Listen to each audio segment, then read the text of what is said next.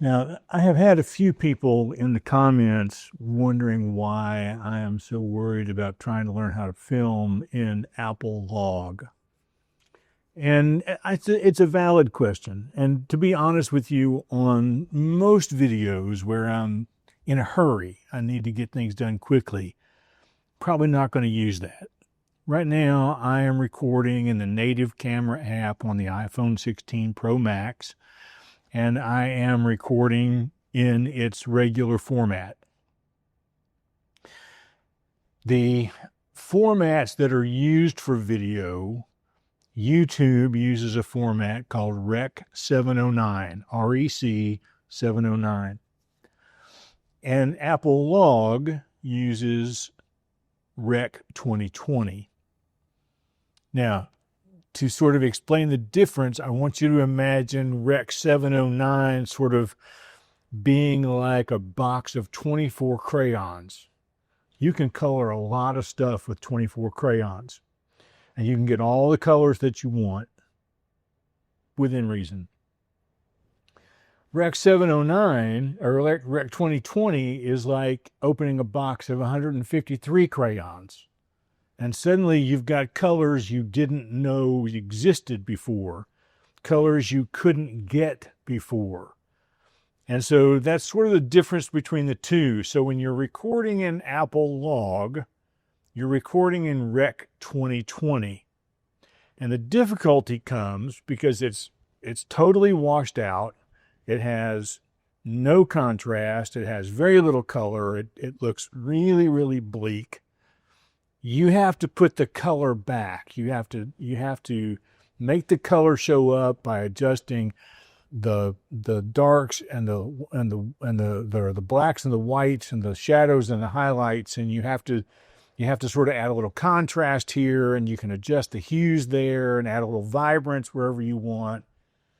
And the difficulty is getting it to the color you have in your head. So this is why, one of the reasons why I'm trying to do Apple Log.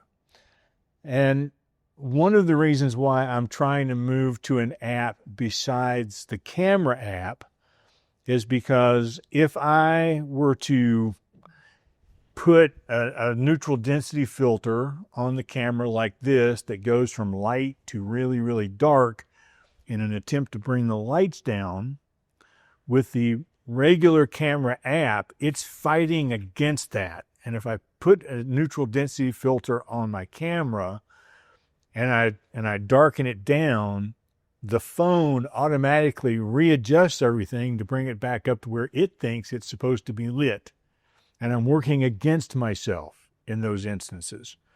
So by using something like the Blackmagic camera app or the Moment app, when I go on screen, I can adjust the frame rate, the frames per second, which is usually 24 or 30.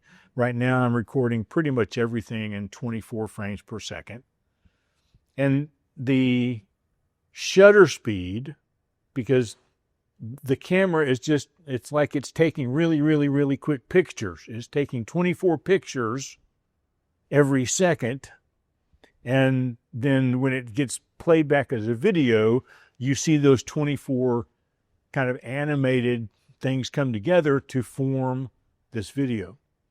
So to get normal looking motion blur, you want to have your frame rate, which is how long the camera is open, the shutter's open to take the picture. It needs to be double what your frames per second is. So at 24 frames per second, I want to shoot at a frame rate of 1/48, or as close to that as possible. With the regular camera app, I don't get those choices.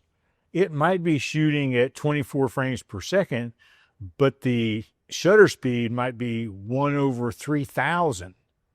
And that's why the videos come out really sharp, high contrasty. The colors are really vibrant because it's doing all of this thinking for itself, and I don't want it to think for itself. And so if I set the frame rate at 24 frames per second and I set the shutter speed at 1/48, then when I put the neutral density filter on and I close it down to make it darker, my image actually gets darker. So when I'm outside and the sun is really bright and I don't want the camera to compensate for that sunlight, I want to compensate for it, I need a neutral density filter to bring that light down so that I can control it.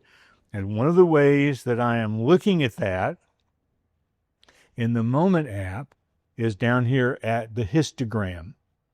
The histogram, if it moves too far to the left and starts peaking up on the left-hand side, that tells me that I'm too dark and the blacks don't have any color left. And if I raise the shadows up to try to see things better, I'm not going to be able to do anything with those shadows.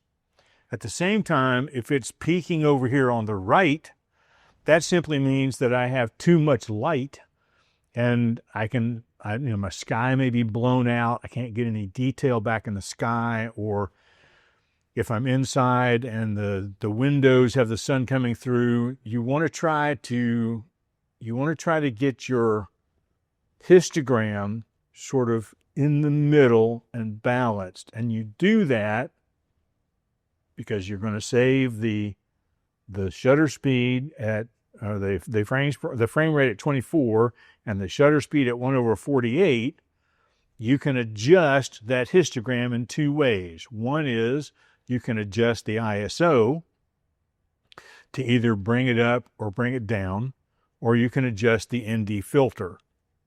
Now, inside the house here, I don't really need an ND filter. It's not so bright that the ISO can't handle keeping things normal. I really only need the ND filter when I go outside and I'm filming outside.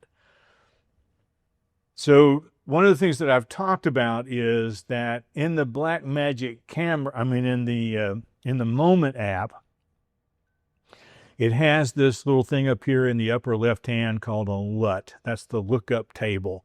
And I can install different LUTs, and they show up on the right hand side of the screen. And I can select a LUT, and then it changes to where I can sort of see what the video is going to look like after I edit it. And there are two things here. As a novice, as a beginner, as someone just trying their hand at this, or as someone who wants to use this all the time without ever going back to the native camera app, I can bake that LUT in so that when I export the video to DaVinci Resolve, it has that look already that I want it to have. And I've just got a few minor tweaks to make here and there. Or I can use it sort of as a preview, but not bake it in and export it strictly in Apple Log and do all of the color grading. I can add the LUT then in DaVinci Resolve, or I could add a totally different LUT to get a totally different film look. A lot of options begin to open up. So while I'm learning, I'm going to take the easy way out.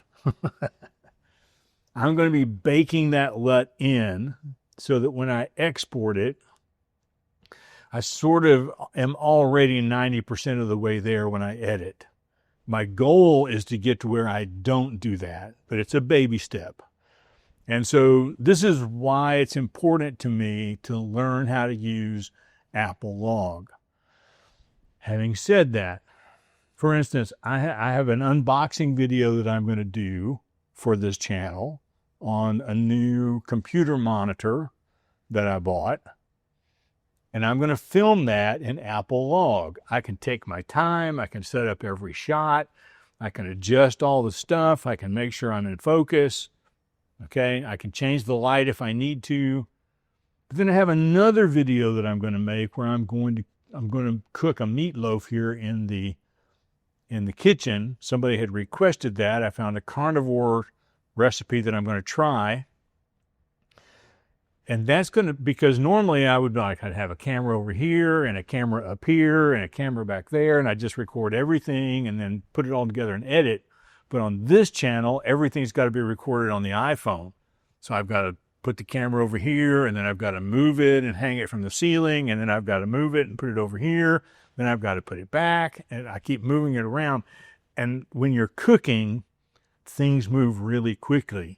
And I'm just going to use the native camera app to record that. So, you know, it's still an experiment for me, and I'm still trying to learn. And I really do appreciate the fact that you have stuck with the channel while I'm learning this. I have some videos that I definitely want to learn how to use Apple Log and create sort of a movie type scenario as much as I can.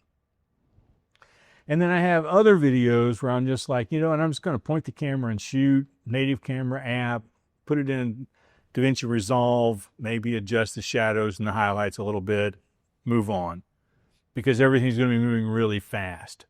So I appreciate your patience. I hope you'll stay with me, and I hope this makes sense. If you've got more questions, let me know, and I will try to answer them in the comments. Thanks for watching.